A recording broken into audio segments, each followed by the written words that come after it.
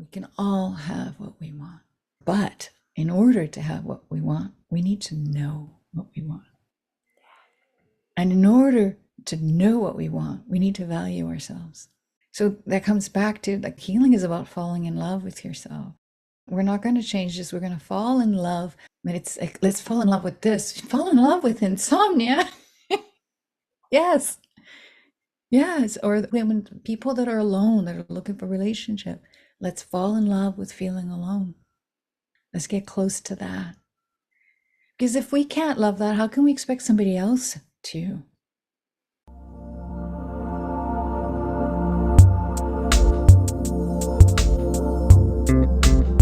Welcome to the Love Coach in My Pocket podcast. I'm Whitney Kobrin, a dating and relationship expert and love coach, but I wasn't always an expert. Far from it. After battling years of heartbreak, I finally cracked the code to love. And now I'm here to share that hard-earned wisdom with you. You're in for a treat, getting the guidance you never learned growing up. Whether you're here for practical dating tips, expert relationship advice, or deep talks on healing, this podcast is your go-to resource for lasting love. Get ready to feel uplifted, inspired, and empowered in your love life. Welcome. I'm Whitney Kobrin, your host, and today I have a very special guest with me. Hi, Linda. Hi, I'm so glad to be here. Linda is a highly attuned intuitive and advocate for embodied divinity. As a spiritual counselor, she offers a unique blend of somatic-based therapy, spiritual mentoring, and channeling. She facilitates integration, merging split-off parts of the self, and supporting transformational healing for the whole body, heart, and mind. In her private one-on-one sessions and her group mentorship circle, Linda explores the root cause and purpose of our personal issues, crossing the threshold from the rational mind into the emergence of the soul. Linda understands that emotions and sensations hold immeasurable guidance, and she has the uncanny ability to help people align with their inner compass and return home to their authentic expression. And Linda has also written a book, Mystical Intimacy, an intimate exploration of channeled messages and personal stories that make the reader go on a journey into the spiritual mysticism. The channeled guidance inspires a new version of who we truly are and the inherent wisdom in our life experiences. Mystical Intimacy will draw you into an inner sanctuary of belonging and integrity, honoring the sacred in all areas of life. I love it. Thank you so much for being here, Linda. I'm so excited. I was really drawn to you, drawn to your offer of connection, drawn to what you're doing. I love that you're helping women open their hearts to relationship. I think it's just fantastic. I can't tell you how many people I've worked with over the years that struggle with their self-esteem, struggle with not believing they can meet somebody or trying so hard to meet that perfect person that fits. Oh God, this is so funny. But I remember one woman, she was tentative about dating somebody because he was balding. And she says, no, that's not on my list. I'm like,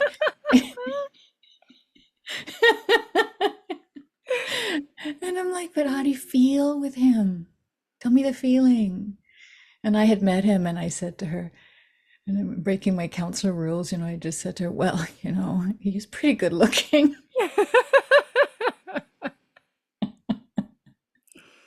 I'm not here to tell you what to do, but It's so funny how people get so lost in their head, so factual, logical.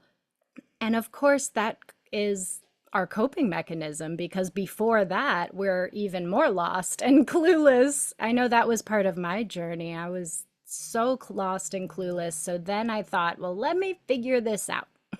Let me put a list together. Let me figure out what I'm not going to settle for. And then I ended up just chasing after the wrong people. I mean, it really does take an evolution of our spiritual self. yeah, definitely. definitely. The reconnecting, coming back to what's true for ourselves. And I speak about this a lot in my book.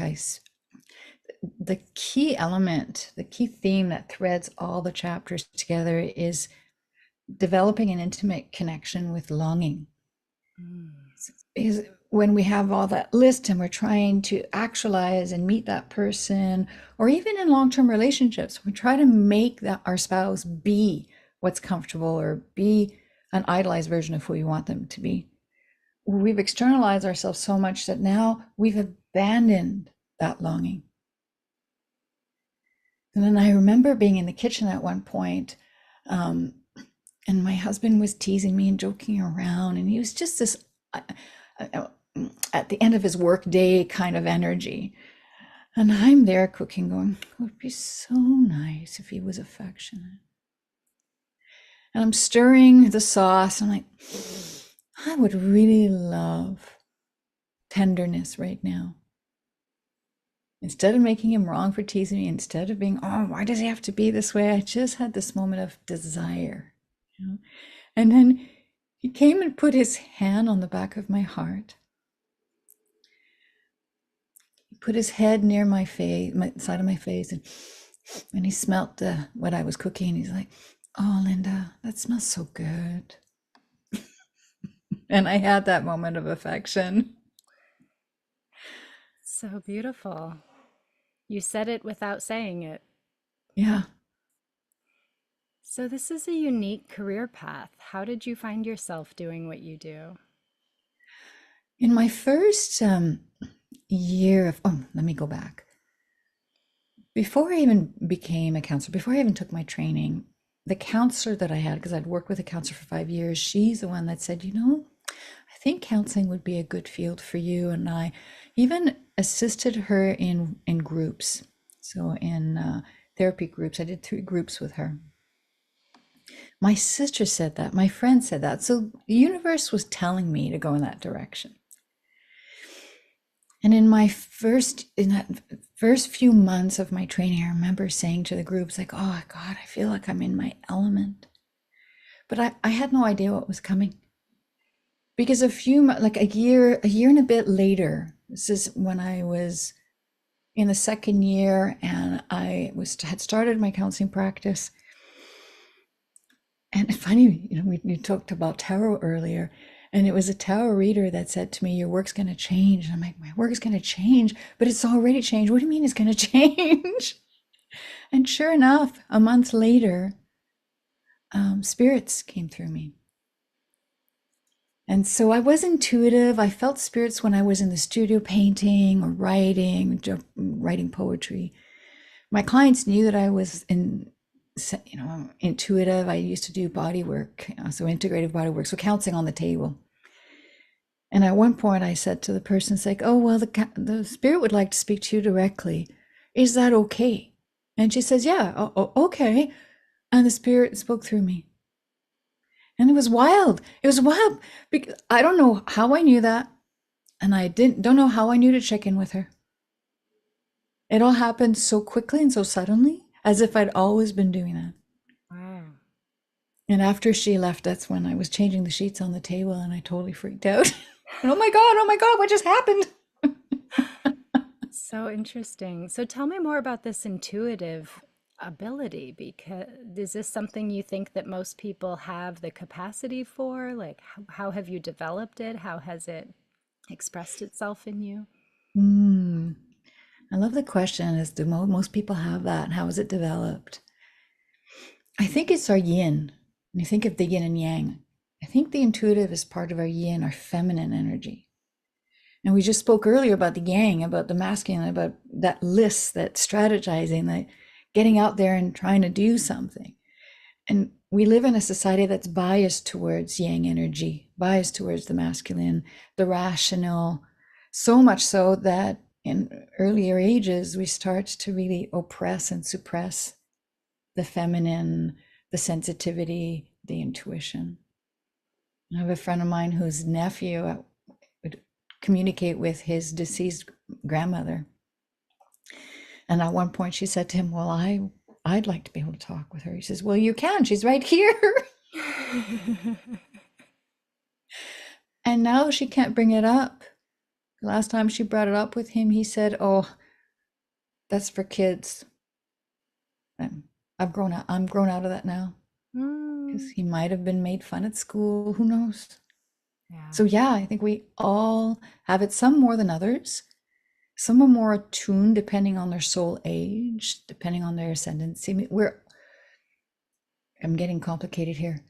Hmm. We because from what I understand from spirit is we're timeless. We live in a linear timeline here together in this incarnation, but our infinite self is timeless.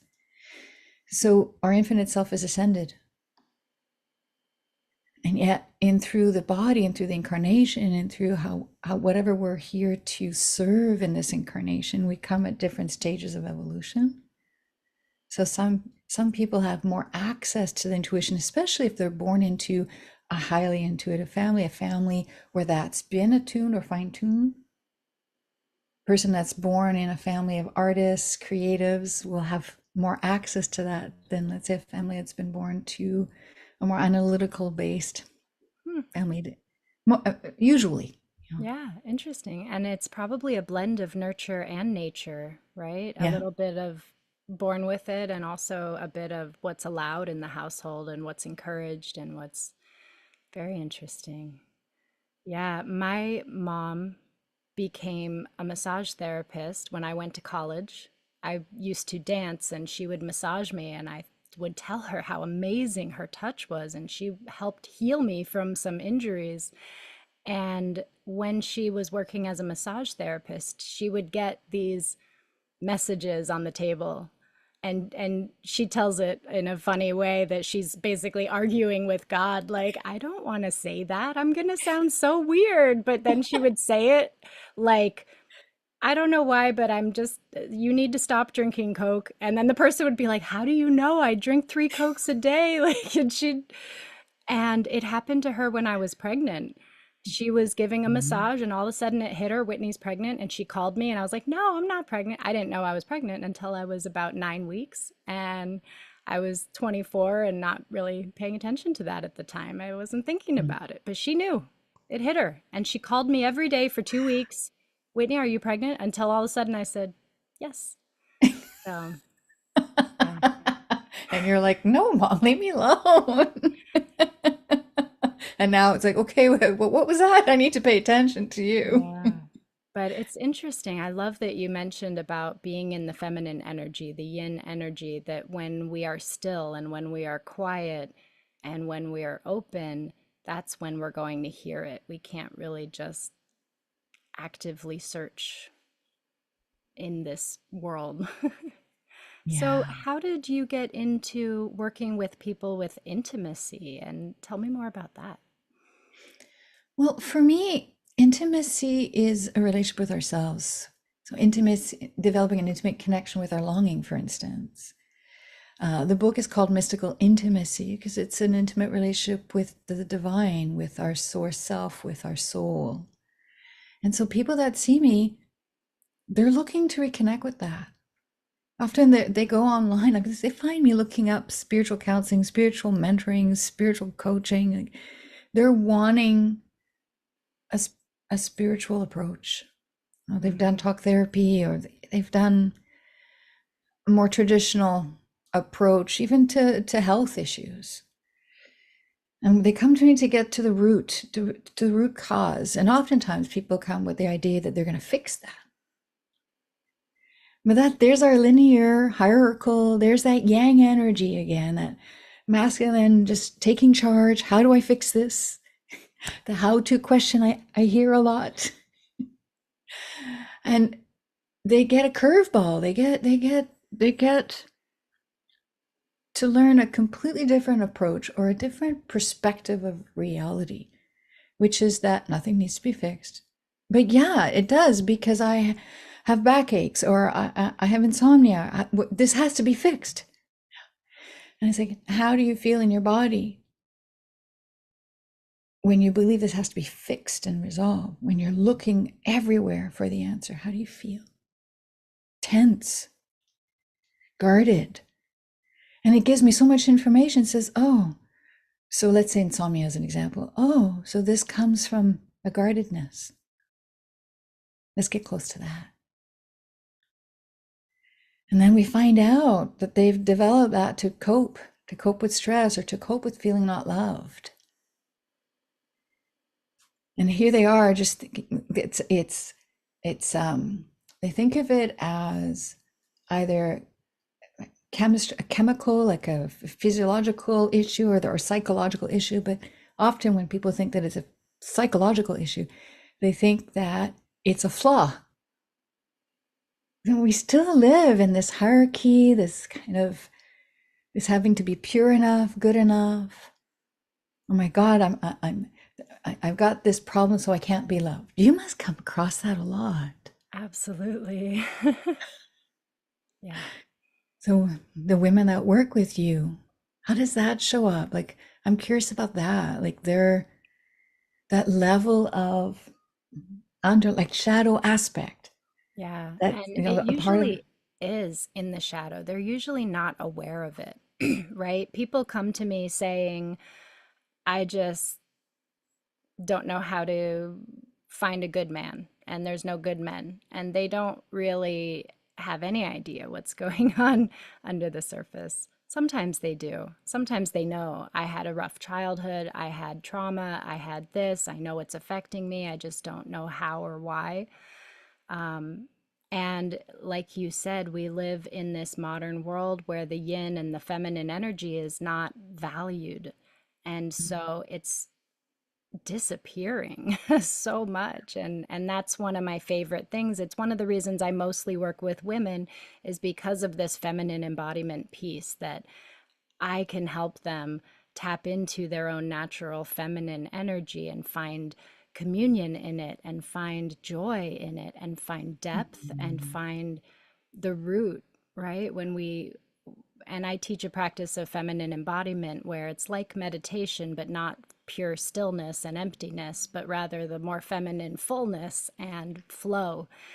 And sometimes they get really intuitive hits about where their issues are coming from. You know, we generally can always figure out where the biggest problems are coming from. absolutely the body knows. The feelings in the body, the sensations, those intuitive gems, we know. And Yeah. we know what we need. And that I find I come across a lot is people struggling to meet their needs or to have those needs met. And Mass India said something really beautiful at one point. They said, we can all have what we want, but in order to have what we want, we need to know what we want. And in order to know what we want, we need to value ourselves. So that comes back to like healing is about falling in love with yourself. We're not going to change this. We're going to fall in love. But it's like, let's fall in love with this. Fall in love with insomnia. Yes. Yes. Or when people that are alone, that are looking for a relationship, let's fall in love with feeling alone. Let's get close to that. Because if we can't love that, how can we expect somebody else to? Mm-hmm. And there's always a message in it, right? There's no bad emotions. With these bad emotions, with these, quote unquote, bad symptoms and feelings, it's always there for a reason. Our body has this divine intelligence that if your left leg is weak, your right leg will overcompensate, right? And so then you're complaining about the overcompensating leg that it hurts, but really the root is the other leg, right? Yes. That's a good analogy. It's a really good example, to go back to that. Oh, I love that because people will come with an issue. And I'm like, what's behind? Let's look at Mm-hmm. the shadow. Yeah, I love that. Yeah. Um, And I love how you said that intimacy really starts with your relationship with yourself. All the work that I do, I always have to start with the relationship with oneself. Are they loving Mhm. themselves?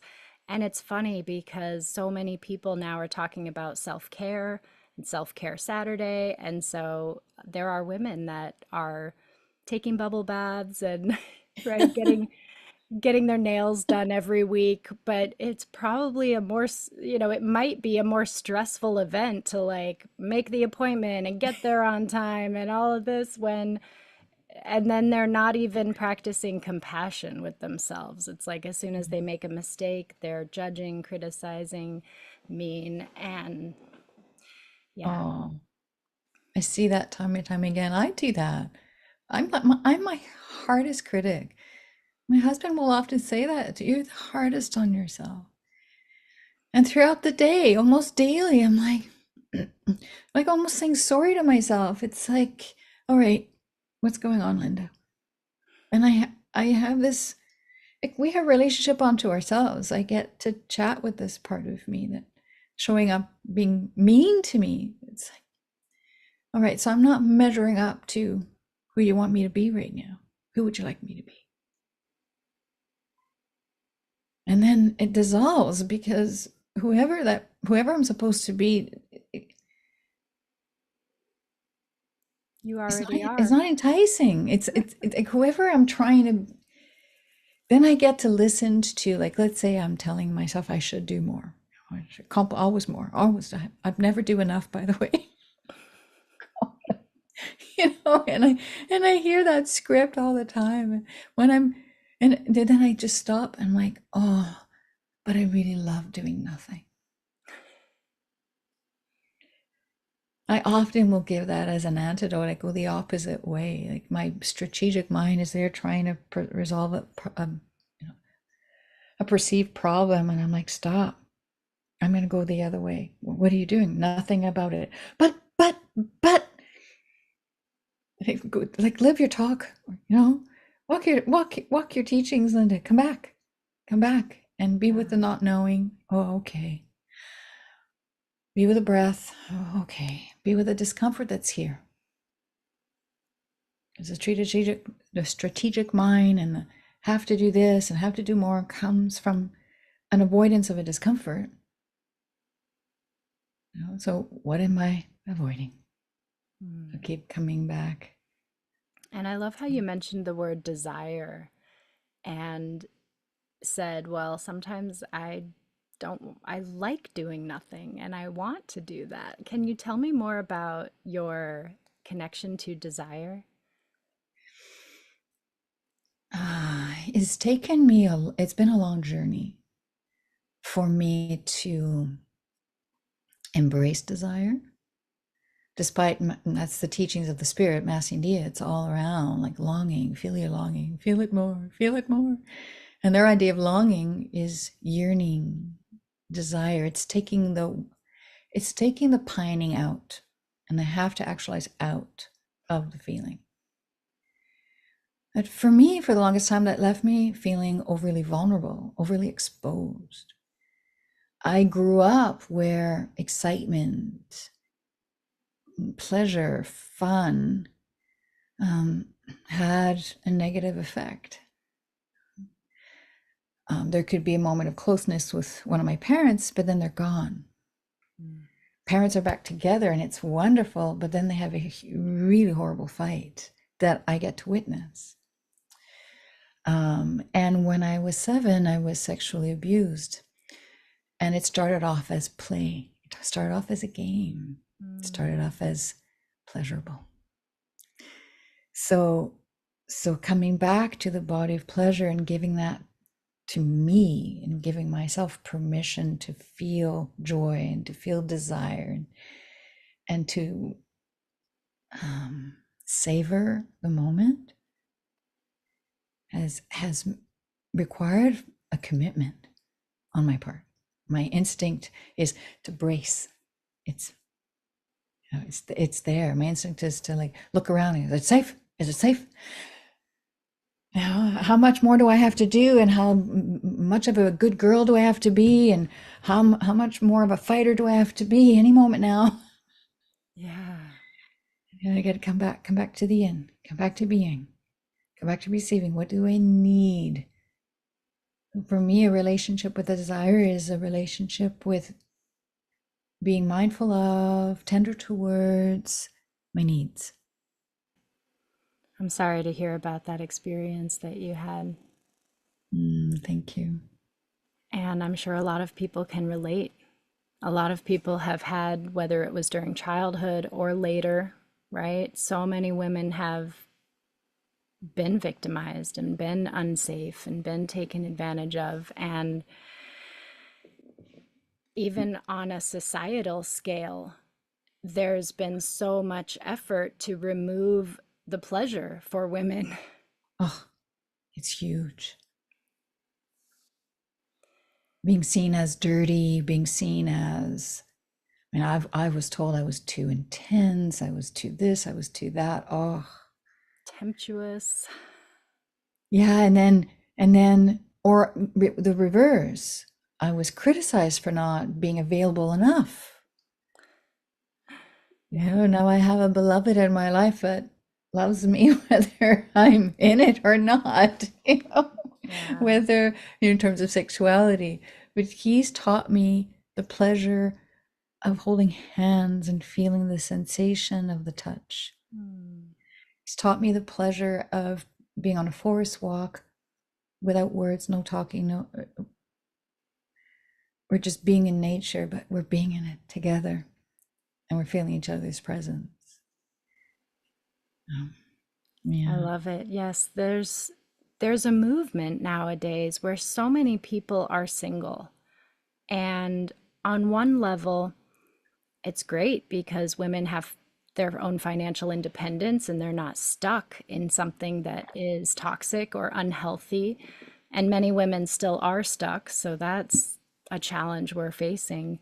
But there is still value in having a loving relationship, in having a spiritual connection with someone. And I think that's my biggest passion and message for the moment is I know, girl, that you're Miss Independent and you don't need a man and all the guys you've been attracting are not worthy, but when you do the inner work, when you learn the skill set of how to communicate Mhm. with people, how to step into your feminine to attract a masculine partner, a relationship can be so different, so Oh, different, night and empowering. day.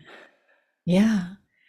When we learn to be aware of ourselves, so self regulate, Mm. and when we learn to hold sacred space for the others, so co regulate, then we can have compassion for both. And it's not easy. It's not easy because our instinct, our conditioned reality, what we see all around, we see it in the movies, is to project, to make our pleasure about what the other person is doing or not doing, whether they're not being a safe or not safe person.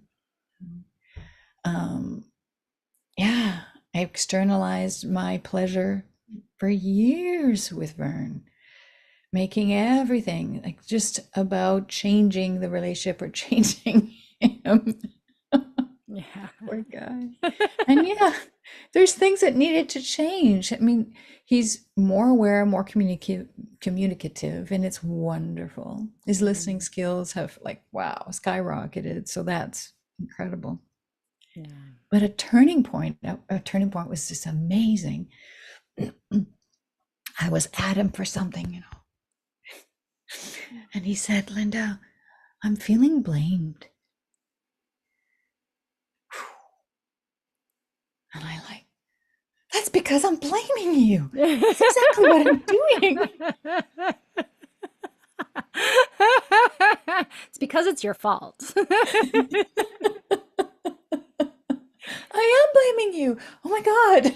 And then Yeah. it helped me come back to, oh, well, what I'm feeling is. Yeah. Yeah. You know, I find that people focus way too much on the blame and they focus way too much on what's wrong and what they don't want. And they Yeah. just and I think back to my past relationships and it was like that. I was always focusing on what was wrong and what wasn't happening and going back to the desire practice, it works in our relationships too. If you just focus on what you want and focus on the direction you want to go in and what you want from your partner and what you want to give and feel good giving. And I mean, it just can be so transformative. Mm, I mm. When love you it. come back to yourself and when you pay attention also to, mm, it's a slowing down process that allows us to see and sense more. And I remember a coach years ago, I had my list of everything that was going wrong in my relationship, just like you're describing. And I was telling her how he did not meet my needs. And she asked me a question. She asked, how does he meet your needs? You're like, I just said he doesn't. Well, I surprised myself. I started listing off all the ways he meets my needs. Oh, like this, like this, like this, like this, like this, like, oh my God. I hadn't been paying attention to it. And she says, it's important to tell him that. Oh, oh, oh, okay. So I had an opportunity that night or the next night, and at the time, now his reflective listening is fantastic. At the time, he would freeze and he would say, like, he would go into saying nothing, which drove me mad. And this one time we're sharing something and he reflected back what I'd said. And I stopped, like, Vern, when you reflected that back to me, I really felt heard. And he said something, it'll stay with me forever. He said, really? Oh, he was so proud of himself. It was so Yeah, beautiful. I'm like, oh my God, this man is really trying to hear me. right. We all have different energy types, personality patterns, and it's so interesting how we can misinterpret people and think that they're not even trying when they are. It's just they're trying in their way, which might be different from your way. So I love this. Thank you so much, Linda. This is so interesting. So um, I always ask the question, how do you recommend to people to have a love life that they can really love? Stop leaving. That's my recommendation. Stop leaving. Mm. I want to say more to that. I'm going to find the words for that. It's not just relationships, it's everything. The moment something doesn't show up right, when we don't have those tough conversations, we're leaving. When we avoid conflict, when we avoid getting messy, we're leaving. We're constantly abandoning ourselves in the other. When we're avoiding feeling alone, by trying to change a relationship, we're leaving. I see that there's so much divorce, people walking away, not realizing they walk away because they don't have relationship skills.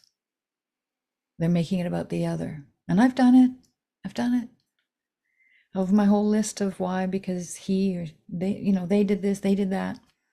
And it's a shame. And to be able to be honest with ourselves, why I left, because I didn't know how to manage my triggers. I left because I was exhausted, because I was over trying too hard. And I didn't realize to what extent I was guarded, you know? Mm-hmm. In Yes. fact, if it wasn't for my husband, if it wasn't for, I would have left a long time ago, because I'm a leaver. I do what my mom and dad did. My first default is get me out of here. This isn't working. This isn't working. And he's like, this is a hiccup. This is a struggle. No, we're in love. Like, oh yeah. I forgot. Oh, yeah, I forgot. But we do forget. And you didn't even mention dating, but this is hugely a problem right now in dating because so people will schedule a date And then if the person doesn't text them enough, they just unmatch, they cancel, they're like, oh, and they make so many assumptions. Well, they don't care, they're not paying attention, and they're leaving before they even have date number one. They're Oh, leaving before they even have a conversation about things. They'll have one or two or three dates and just disappear and ghost. And like everybody's so afraid. It's like, oh, well, I can't reach out to them because they ditched me. And it's just setting us up for a really, really bad next era of relationships. really is. Oh my, I'm getting goosebumps. Oh, What you're saying is significant here. Ah, and what's happening is now we're having people come in, the the people that are dating or people that have left other relationships, hmm, um, without knowing how to stay. And now it's just repeating itself. It's repeating itself. And I'm not suggesting stay in an abusive relationship or stay right. in a loveless relationship or there's enough of that. But a relationship that seems dead in the water, that's our perception. That's our perception. There's something that we're not seeing. The other day, I had my arm around Vern and I'm like, wow, this is such a wise man. We've been together now, it's been 19 years. Mm. And I'm falling in love with him again. And then again. I didn't even see this. I didn't even know this about you. You're such a wise man. Yeah. I get to see him go from being, from his, in his 40s, growing and learning, and I get to see him become more into his kingdom now, into his maturity now. It's like, I would have missed out on that. Yes. Yes. Oh, I love it. Yeah.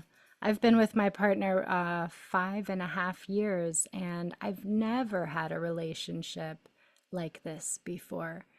Our honeymoon phase lasted probably 2 years.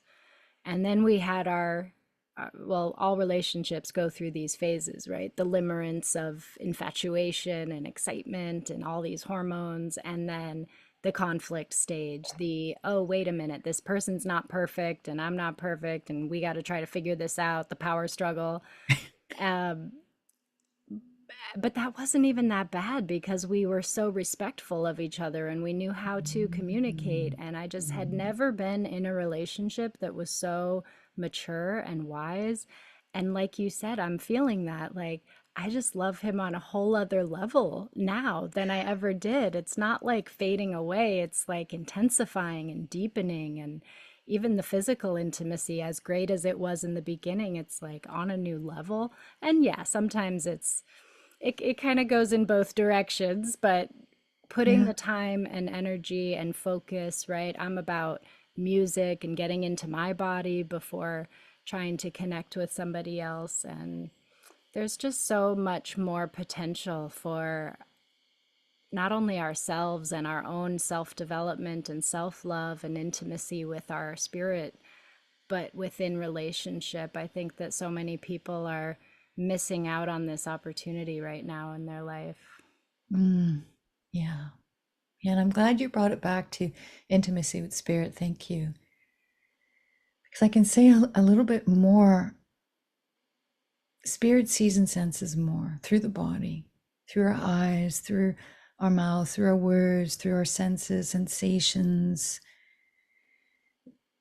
There is so much more to see and sense that the analytical, strategic, reactive mind impedes. It doesn't let that happen. Mm-hmm. I want to say one more thing. I think it's important for your listener because you talked about a 2-year honeymoon, and I'm a little envious because we hardly had that. We went right into stuff like, oh my God, just leave it up to me to do that, just to challenge this and challenge that.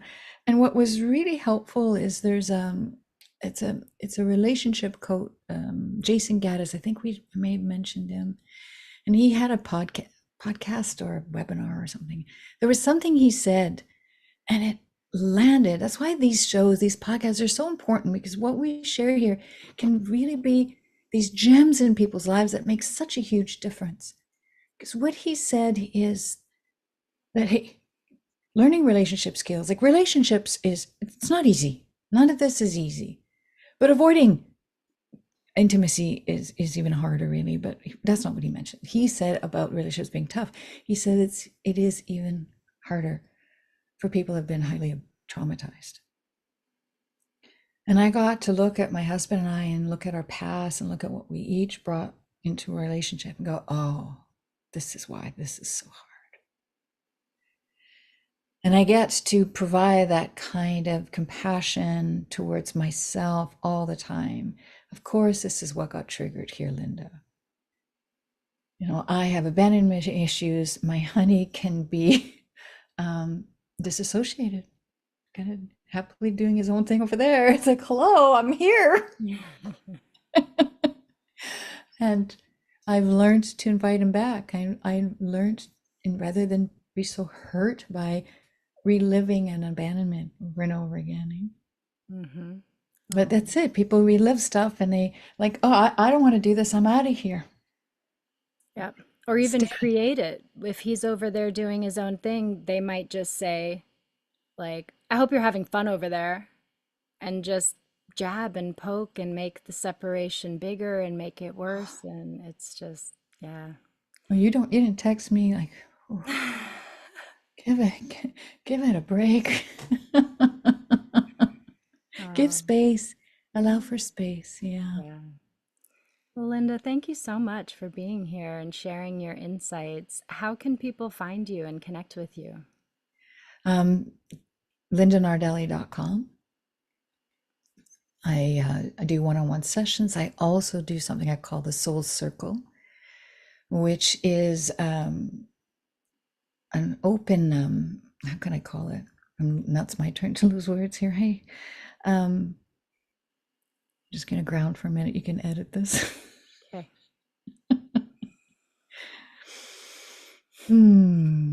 Yeah, the Soul Circle. It's a membership for people to come that just want to be in a healing group environment, be in an intentional community.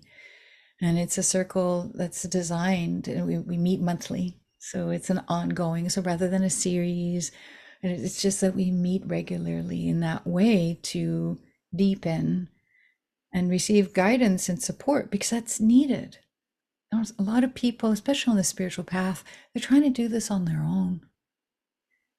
And I can't do it on my own. No. I have a mentor, I have colleagues, I have friends, and I have Mass Idea, and I'm honored to be able to share that. So that's how people can hear about. Oh, that's beautiful. And your book, Mystical Intimacy. Yeah, it's available on Amazon and Banyan Books for people in Vancouver. Beautiful. Is there an audiobook yet? Oh God, I'd love to do that. Nope, back burner. I've got so many projects on the go. I love audiobooks, but this one I will read. Oh, thank you so much. All right, Linda, my pleasure. Thank you.